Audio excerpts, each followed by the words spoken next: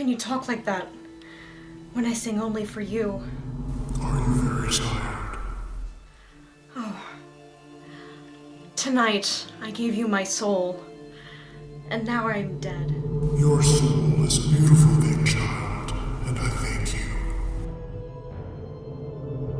No emperor ever received so fair a gift. The angels wept tonight. Thank you, Maestro.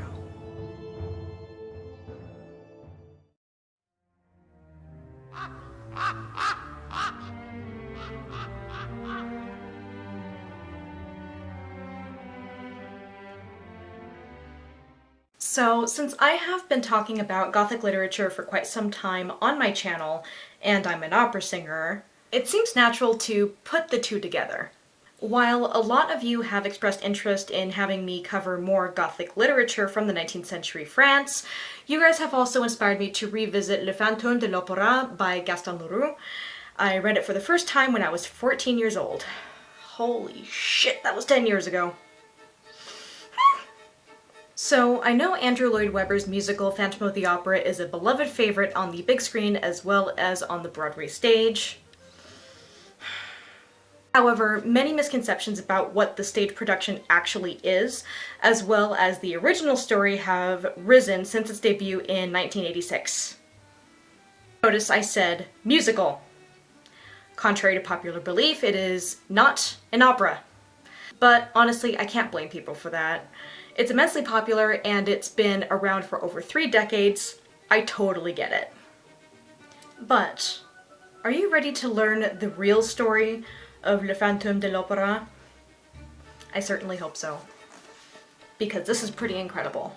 So, get out your opera glasses and your evening fans, you are going to hear about it this evening.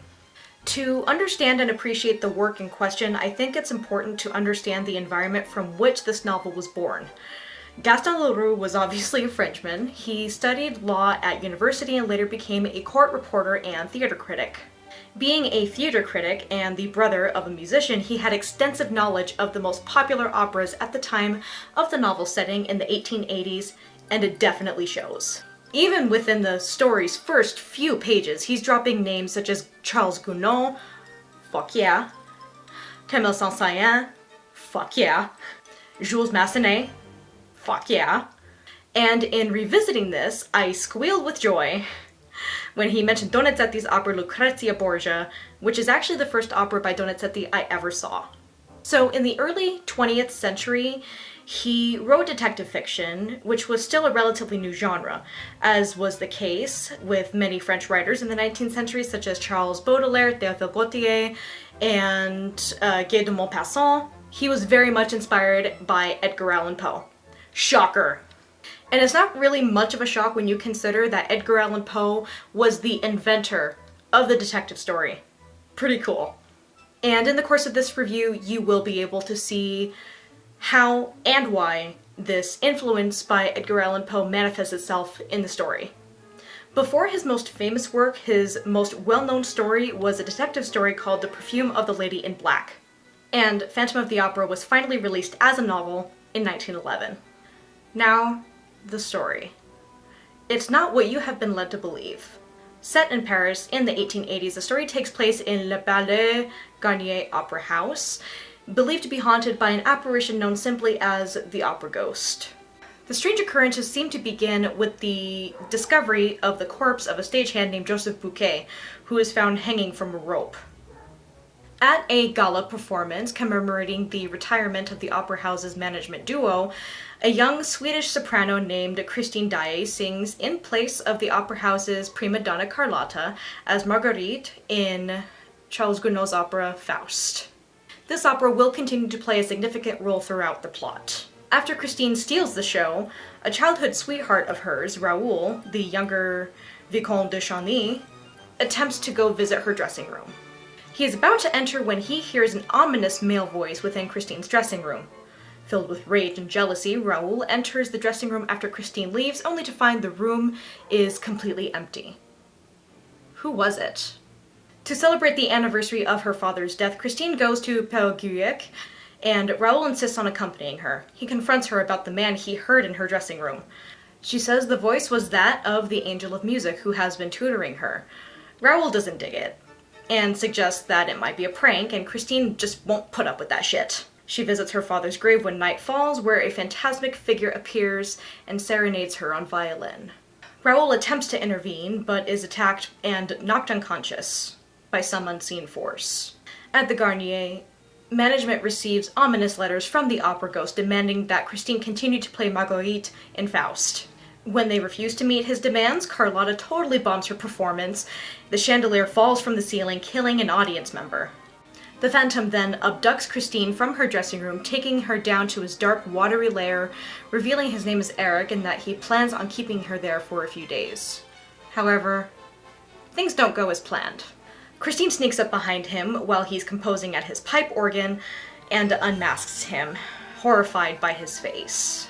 It's not the acid-in-the-face look on one side of the face that you're used to seeing in the stage production, or the bad sunburn-looking thing in the movie. Let's get that out of the way right now. The mask was hiding the face of a withered corpse. Sunken deep eyes, no nose, no lips, covered in yellow, decayed flesh. It's just horrifying. Planning to keep her there forever, he sympathizes with her plea to return to the world above for a brief while. He gives her his ring and makes her promise never to remove it. Understanding her grim predicament, Christine seeks to be saved from it by Raoul. The struggle is so real. Christine is forced to make a choice between the conventional relationship with her jealous childhood sweetheart of upper-class society and this deformed torture genius who both threatens her and inspires her. Wow, this is heavier than you thought, huh? First of all, let me address the abusive relationships here, and I'm not just talking about Christine and the Phantom here, which seems pretty obvious and hits you right in the face. However, let's also not act like Raoul is the lesser of two evils here.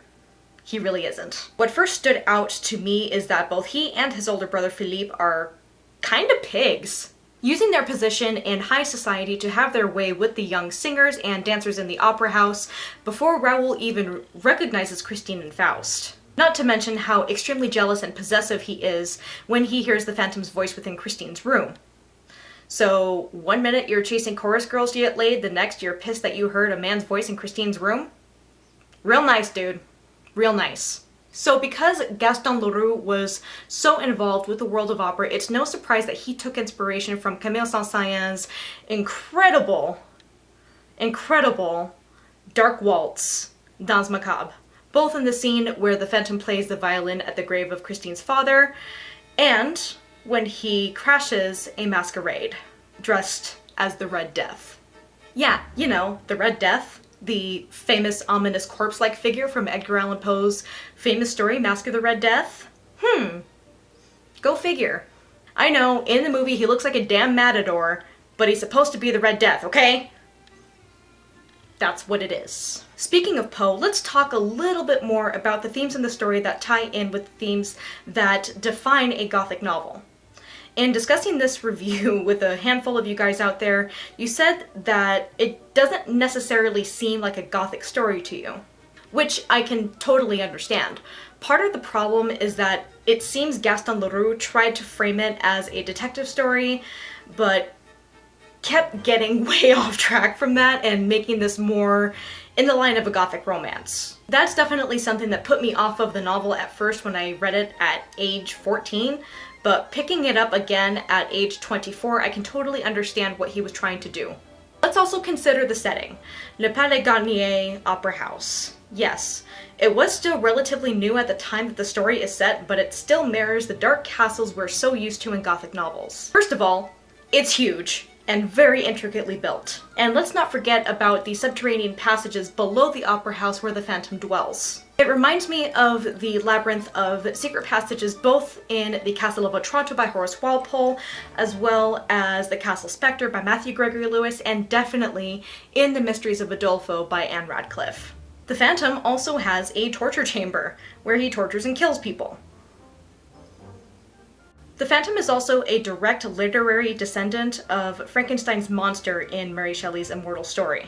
Let's not forget the theme of forbidden love in the story, embodied in the relationship between Christine and the Phantom.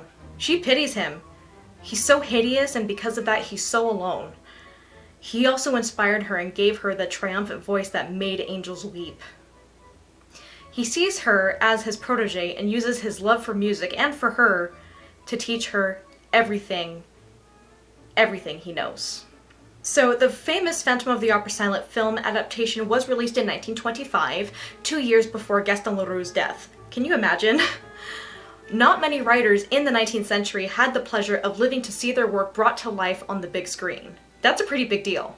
In my opinion, this is the most accurate film adaptation of the book, and I highly recommend you check it out. It's really cool. Lon Chaney Sr.'s performance as the Phantom and the makeup that he creates is positively incredible. And it's iconic in its own right, never mind the story in and of itself. But this really cemented Lon Chaney's reputation and his legacy as an artist of the silent screen. So guys, I hope you enjoyed that review of Le Fantôme de l'Opéra by Gaston Leroux. I certainly enjoyed revisiting it. Since I read it such a long time ago, I thought, you know what? It's a Gothic novel. I'm gonna revisit it for my channel. Why not? It's fun. It's fun. Also guys, I recently started doing a Twitch channel with my boyfriend Kenny, and if you tuned in yesterday, I did upload it to YouTube from Twitch, and we do have a Twitch account. I will link that in the description below in case you are interested, because that was a lot of fun. We played Amnesia: The Dark Descent, and if you look in the video previous to this one here, you will be able to see it. And also, I have another absinthe review coming up, which I am very excited about. And the absinthe in question I will be reviewing is Epoch, which is this one, and it promises to be a very luxurious and seductive absinthe experience, which I'm pretty excited about. And as you can see, I have not broken into it, okay? So guys, subscribe to my channel if you haven't already, and make sure to hit that little bell symbol next to the subscribe button just so that you stay up to date on all of my uploads. I hate that YouTube does this, but it just ensures that you guys are able to watch my videos when I make them. I hate YouTube's algorithm, but let's fight it. It was wonderful reviewing this for you guys, and I will see you guys later.